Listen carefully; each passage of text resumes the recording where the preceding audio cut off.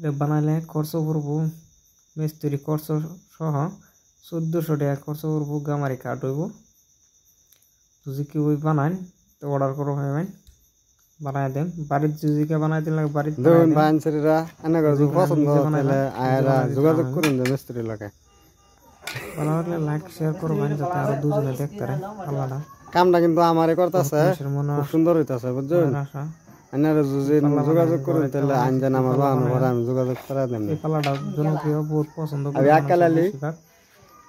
দেখতে ভালো লাগে স্ক্রিনের উপরে